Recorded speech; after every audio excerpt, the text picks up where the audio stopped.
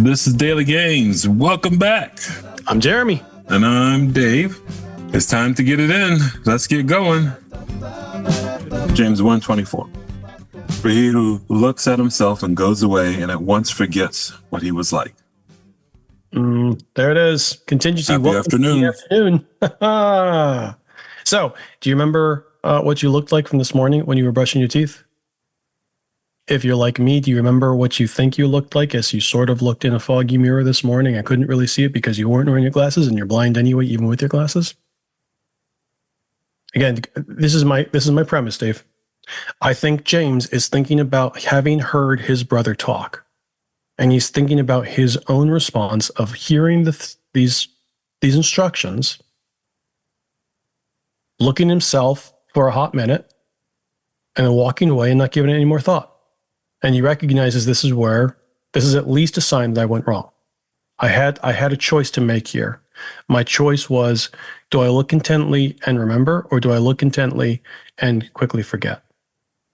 What is the purpose for my looking in this mirror? And I think that this is why, for me, this harkens back to the fable of Narcissus.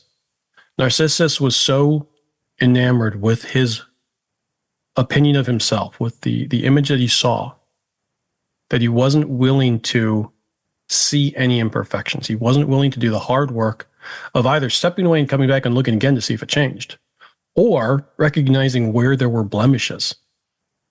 And James, I think, may be picking up on that idea and thinking about himself and saying, I did that same thing. I looked intently at this pool. I thought, yeah, looks pretty good. Probably going to be on the cover of GQ. Maybe People as well. I mean, who can say? Who can really say? But that looks pretty good. And he walked away. And a few years later, he's in a completely different place, recognizing that everything his brother said is true. And for the past 3 years, he's been walking as a fool because he wasn't able to see himself for who he really was, because he couldn't see his brother or who his brother really was. I think James is lamenting that in himself, perhaps. All speculation here, but perhaps. And I think he's warning, and even more than warning, I think encouraging. Extolling, exhorting is the word I'm looking for there. His fellow believers to be intentional as they do this. Dave and I were together in our time yesterday, and we were driving someplace, and Dave was doing the driving this time. And I commented to Dave about how much I enjoy driving with him, and he said, okay, why? And I said, because when you drive, your situational awareness is always at 100%.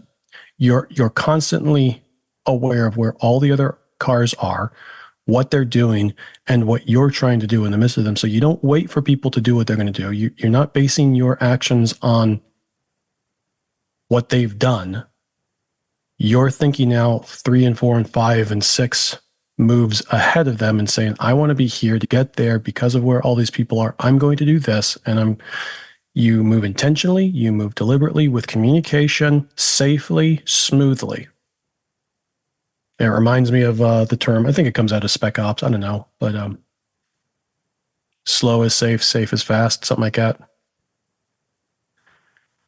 I pray that intentionality is what we live out with our spiritual lives. And I pray that for myself. I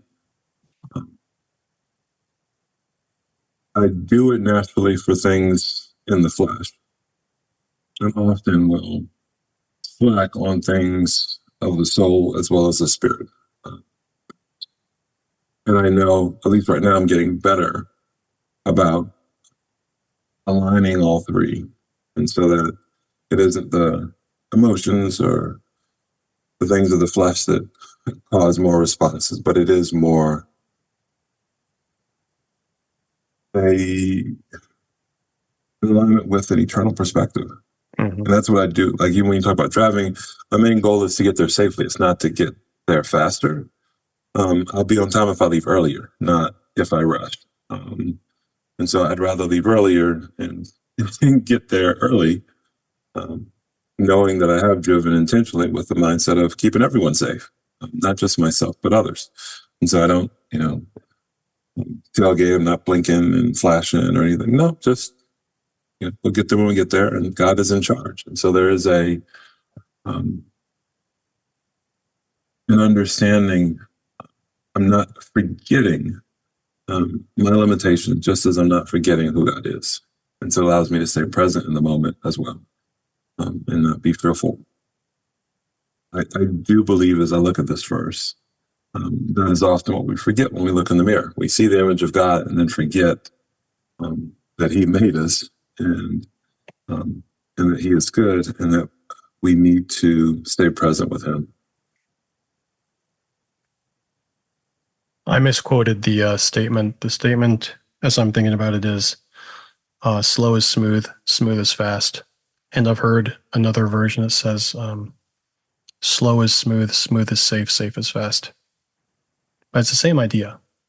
It's the same idea to slow down to go faster that's been written about. The challenge here for me is to intentionally be intentional as I'm pursuing God. Because the alternative is absent or passive. And to follow through with this analogy, absent and passive drivers cause wrecks. And I don't really wish for my life to be a wreck. Nor yours, dear listener. So, as you're rounding out your day, my encouragement to you is to be intentional. If this isn't the word for you, seek the Lord. Ask Him what His word for you is. Reach out to your friend who's doing this with you. Ask your friend what their word is from the Lord. Maybe they have a word for you. Who knows? But lean into it. That's the intentionality. With meekness, that's the intentionality. To see Christ, to see God, that's the intentionality. And do it. And we'll pick you up tomorrow morning with where this verse lands. We'll see you then. Ba-ba-da-da-da.